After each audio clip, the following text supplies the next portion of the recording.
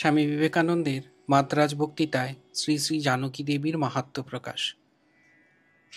সীতার কথা কি বলিব, তোমরা জগতের সমগ্র প্রাচীন সাহিত্য অধ্যয়ন করিয়া নিঃশেষ করিতে পারো, জগতের ভাবী সাহিত্যসমূহ নিঃশেষ করিতে পারো, কিন্তু তোমাদিগকে নিঃসংশয়ে বলিতে পারি যে আর একটি সীতার চরিত্র বাহির করিতে পারিবে না। সীতা চরিত্র অসাধারণ।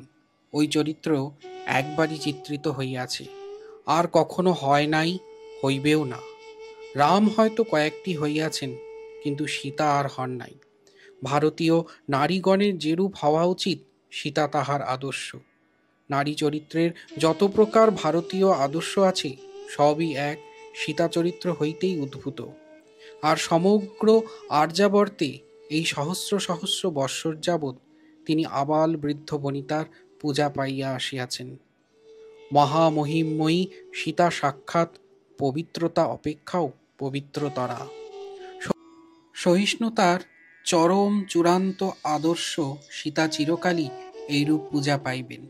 যিনি বিন্দুমাত্র বিরক্তি প্রদর্শন না করিয়া সেই মহাদুঃখের জীবন যাপন করিয়াছিলেন, সেই নিত্যসাধ্বী নিত্য বিশুদ্ধ স্বভাবা আদর্শ পত্নী সীতা, সেই নরলোকের এমনকি দেবলোকের পর্যন্ত আদর্শ স্বরূপা মহীয়সী সীতা চিরদিনই আমাদের জাতীয় দেবতারূপে বর্তমান থাকিবেন। আমরা সকলেই তাহার চরিত্র বিশেষ রূপে জানি, সুতরাং উহার বিশদ বর্ণনার প্রয়োজন নাই।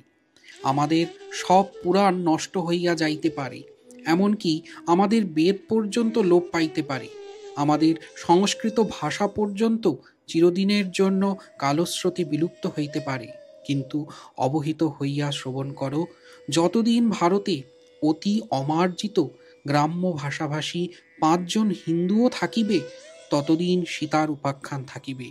সীতা আমাদের জাতির মজ্জায় মজ্জায় মিশিয়া গিয়াছে। প্রত্যেক হিন্দু নরনারীর শোণিতে সীতা বিরাজমান। আমরা সকলেই সীতার সন্তান। আমাদের নারীগণকে আধুনিকভাবে গড়িয়া তুলিবার যে সকল চেষ্টা হইতেছে, সেগুলির মধ্যে যদি সীতা চরিত্রের আদর্শ হইতে ভ্রষ্ট করিবার চেষ্টা থাকে, তবে সেগুলি বিফল হইবে। আর প্রত্যেকেই আমরা ইহাই দৃষ্টান্ত দেখিতেছি। ভারতীয় নারীগণকে সীতার পদাঙ্ক অনুসরণ করিয়া নিজেদের উন্নতি বিধানের চেষ্টা করিতে হইবে। ইহাই ভারতীয় নারীর উন্নতির একমাত্র পথ।